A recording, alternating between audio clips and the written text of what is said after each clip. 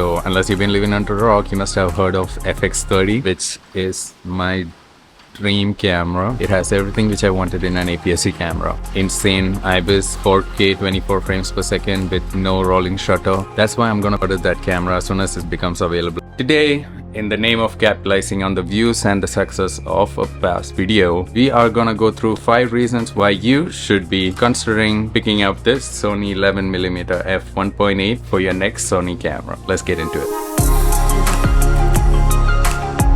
But first, coffee.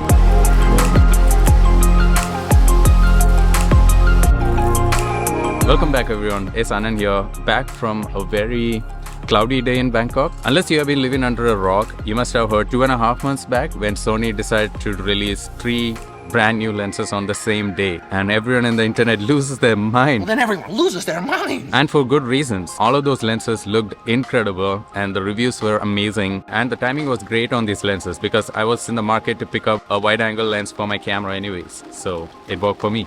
Just when I was about to film, it starts pouring on us. Rains every day. I guess we'll just have to power through this. I was kind of teasing with the idea of picking up the Tamron 11 to 20mm f2.8, but after seeing this 11mm f1.8, it was a no-brainer for me. I had to pick one up, and I've been shooting with it for the last 2 months now, 2.5 months, and I have something to say about it. Specifically 5 reasons why this lens should be in your arsenal. So I'll speak about it 1 to 5 in the ascending order of importance. So man, the 5th reason is my favorite. I can't wait to nerd out, so stay tuned for that. Before that, let's quickly change the lens so that I can hold this lens while I'm talking to you, alright? Okay, so now we are on my trusty Sigma 16mm f1.4, and I have the lens right here. Looks pretty, and it's built like a tank. It's a plastic build, but feels pretty sturdy to me. Nicely dampened, pretty solid front element, well constructed lens. By the way, this won't be a review where we'll zoom 2000% into the corners and pixel peep how smooth the balls are. No. Anyways, let's jump into the first reason, which is this right here, the custom button. I know, it's an odd one. You won't hear this anywhere else on the internet, but hear me out. This is strictly through my experience of shooting. Out of the box, the custom button is designed for focus hold function, which is pretty much useless for me because I never use that function anyway. So I went ahead and changed it to movie mode, allowing me to start and stop video recording using it. So I like to vlog my pretty face and put it up on YouTube, right?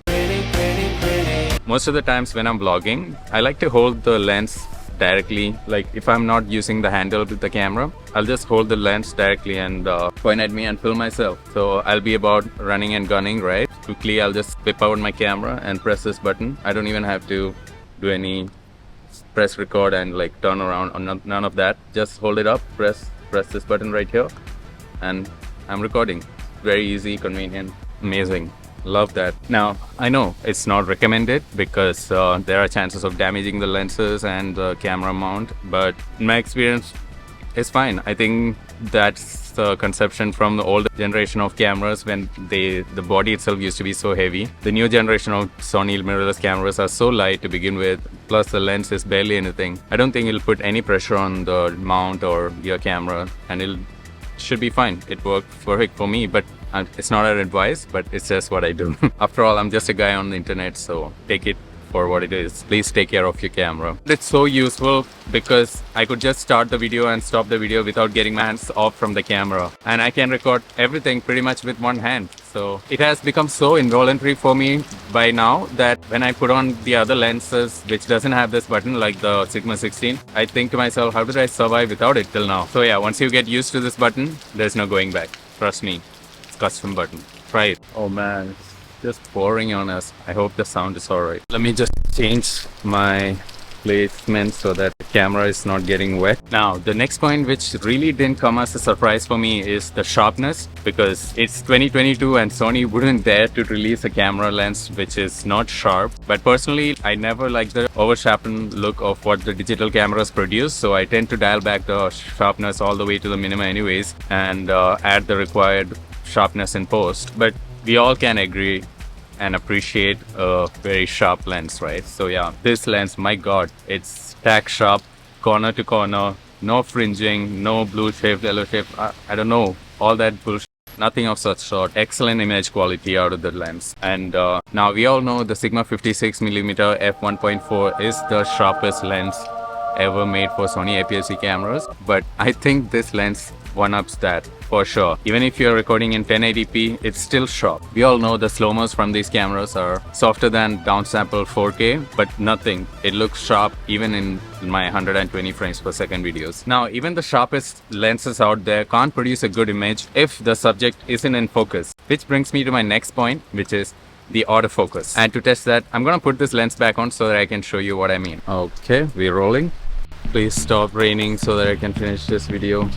Okay, I think we should go inside because it's just pouring.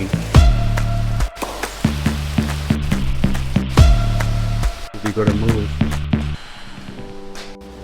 Seriously, Taubin have some of the best drinks out there. I would say it's even better than some of the cafes out there. So where was I? Oh yeah, autofocus. Sony put 2 linear motors in this lens, which makes it super fast and super silent. Seriously, it's so silent, I can barely hear anything when it's on, which is completely different from my Sigma 16mm, which can get quite loud when it's hunting for focus. And that thing is really important for me because my mic is mounted directly on top of the camera, right? So any vibration causing by the motors moving here and there will get picked up by the mic if it's not silent. So I'm happy to report no such problems.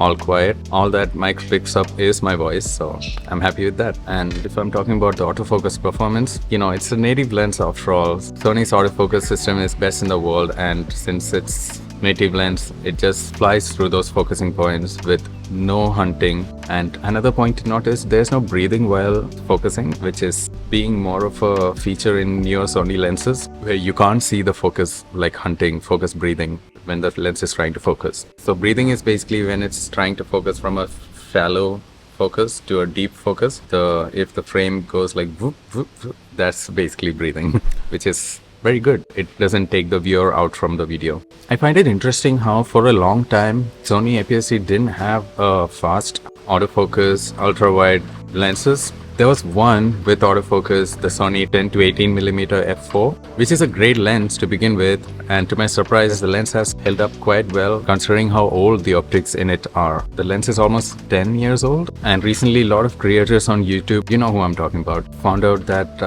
the lens could be used in full frame cameras because the image plane from that lens was much bigger than the APS-C size sensors, so they could technically use it as a very ultra wide fast lens for vlogging, all because of that extra wide image plane which that lens produced, which literally blew life back into this lens because that lens is out of stock everywhere, or maybe Sony just stopped producing them.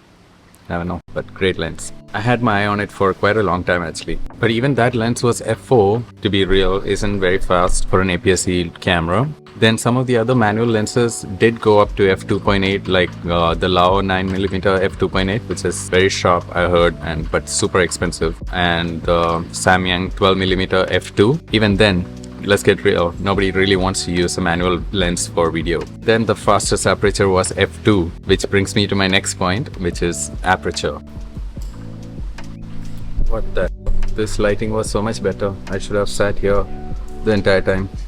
Now, you know the real reason why we want to shoot in these mirrorless cameras, right? We want that bokeh, the cream, the butter, all that behind us. If it's not for that, I would have happily just vlogged in my iPhone and called it a day. So much easier. But no, I want that cinema in my life. As you know, having that faster f1.8 aperture not only gives that blurry background, but it also gives the camera an edge when it comes to low light situations. I think I shoot around 80% of my content like when it's already dark outside, so having that fast aperture definitely helped me to keep my ISO down. Now, if you're a total beginner, there is a science which explains all this in detail. I'm not the best guy to explain that, so I'll link a video which explains all this in detail up here, so you can go check that out over there. Alright, let's get back to the video.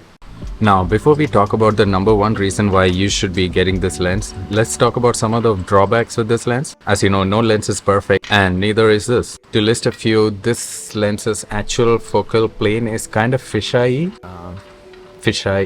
like that distorted look. Now, you'll not notice this because this camera does all the correction and all the distortion for you, but you can see it when you start shooting raw images. If you check the preview of it, you'll see the distorted look. This is an easy correction anyways, like these days all the softwares have like de-warp and stuff, so it's just an extra step, so I thought I'll mention. And the next one I have few written over here. No zoom obviously, which is kind of frustrating to be honest, because I like to take food videos and it's nice to get the punched in look of the food, not having to go near them while they're cooking it or eating it to be in their face. For now, I'm just using clear image zoom to make up for that. So it works fine if you're shooting in 4K. No problem whatsoever. Another thing is no stabilization in the lens, which is, I think, is a good thing because that helps keeps the weight low. And that brings me to my number one reason, which is the size and the weight of this lens.